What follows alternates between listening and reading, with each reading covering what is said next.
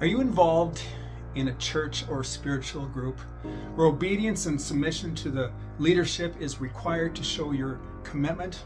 And if you don't obey, you're not only considered rebellious against the leaders, but also against God. Well, if that's true for you, you're not alone. You know, many people are intimidated by their leaders and live under constant pressure to conform to a standard that the leaders don't even agree with themselves. It's stressful and it's depressing. You are constantly worried whether you measure up or not, constantly looking over your shoulder to see who's watching you. The problem with this teaching on obedience and submission is that people confuse obedience to God with obedience to all authority figures. Now that works well for the authority figures, but it crushes the spirit of their followers, denying them a sense of dignity and a direct access to God. Strict obedience to a spiritual leader is nothing new, unfortunately. Back in the 70s, there was a strong teaching in the church around the idea of having a spiritual covering. It was called shepherding. And the idea was that everyone should be in submission to another person because God works through that chain of command. For example, a child submits to a parent, a wife submits to her husband, the husband submits to their pastor, the pastor submits to the church overseers, and the overseers submit to God. As long as everyone submits to their authority, they're safe. They're in God's will. But if you step outside of your covering, sometimes called the umbrella of protection, you're considered rebellious and out of God's will. Bad things are going to happen to you. Maybe you can relate to that. Maybe you've heard that. This teaching did a lot of damage back then, and sadly, it still exists today and still doing damage. This teaching might look logical on paper. It's convinced a lot of people through the years, but it doesn't take into account the fact that people aren't always 100% in tune with God's Spirit. In fact, people are prone to pride, selfishness, and greed. So it's easy for leaders to let these three things influence their leadership. Instead of helping people, they might control and manipulate people for their personal gain and to feed their ego. A leader's insecurity often drives them to seek power over others. But these leaders would never admit to that, right? No, they dress it up with spiritual words, often quoting the Bible to justify their actions. Bible verses that usually have to do with the coming judgment against the wicked and rebellious, which is you, right? At least that's what they tell you. Meanwhile, the people under their authority suffer from anxiety and depression, plus everything from the loss of finances to even sexual abuse. You can read about it in the paper almost every day. There's always a pastor or church being exposed for some kind of impropriety. I've heard too many stories about people suffering from a variety of physical disorders from the trauma they've experienced from toxic leaders. So you can imagine this puts a bad taste in people's mouths in regard to the words obedience and submission.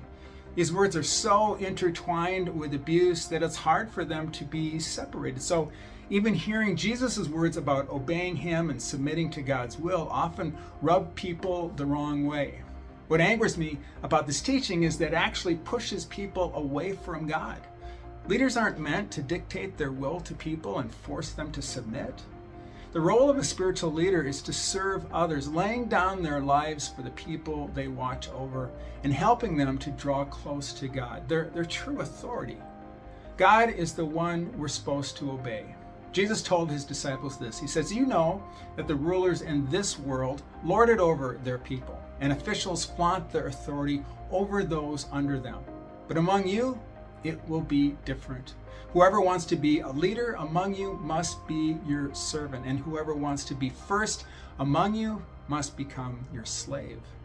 For even the Son of Man came not to be served, but to serve others and to give his life as a ransom for many." Jesus said that obeying his teaching leads to freedom. He said, if you abide in my word, you are truly my disciples, and you will know the truth, and the truth will set you free. He also said that his teaching wasn't a burden to carry. "Come to me, all who are tired from carrying heavy loads, and I will give you rest. Place my yoke, that is my teaching, over your shoulders, and learn from me, because I am gentle and humble. Then you will find rest for yourselves, because my yoke is easy and my burden is light." The teaching of a rabbi was referred to as a yoke. like they used to put on 2 horses or cows. They were yoked together. And in the same way, a person yoked themselves to a rabbi in that day, meaning that they did what the rabbi did, they went where the rabbi went, with the intention through that process that the student would become like their rabbi. But even back then, it didn't work out so well. People yoked themselves to bad rabbis. That's why Jesus said, "How terrible for you, teachers of the law and Pharisees, you hypocrites!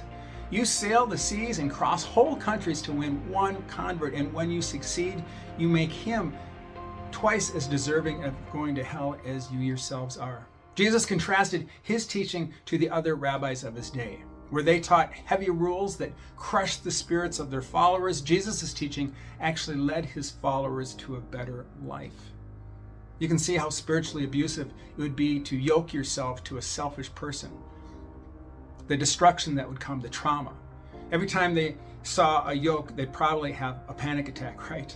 And that's how some people respond to hearing the word obedience or submission. They don't hear freedom, they hear abuse. And that's why the words obedience and submission are a trigger for them. Maybe they are a trigger for you as well. Well, unfortunately, the words obedience and submission have become the language of spiritual abuse. Jesus said that he wasn't like that. You don't have to fear yoking yourself to Jesus. He'll lead you to a good place. Following him will turn you into the best version of yourself. I recently heard a story from a friend of mine that illustrates this well. My friend said that when her child was a toddler, she made a plan to take her daughter to the local zoo. And she was excited about having a little mother-daughter time. But when it came time to put her daughter in the car seat, her daughter fought back so hard that my friend gave in to her daughter's rebellion, and they stayed home. Now her daughter was delighted at the win, but my friend was sad because she knew how much more fun they would have had if her daughter had just obeyed her. This is a great illustration of the goal of obeying Jesus. If we can trust Jesus' intention in calling us to obey him, our lives could be so full. We miss out on so much when we resist obeying him. Well, if you are being pressured to obey and threatened with judgment by a spiritual leader, I hope you'll consider if you are in the right place. Probably not. It might be time to take off the heavy yoke of your leader and put on the light yoke of Jesus. I hate to see people give up on God because they suffered an abusive leader. Don't let an abusive leader create a wedge between you and God. Don't let them distort your view of God. Jesus wants to lead you to a place of peace and freedom. Well, thanks for watching this video. I've got plenty more. If you want to learn more about spiritual abuse and how to recognize it and recover from it, you might want to check out my book, Broken Trust. To learn more, you can just watch the video here, and you can also go to Amazon.com and read the reviews there. Well, until the next time, I'll see you. Bye-bye.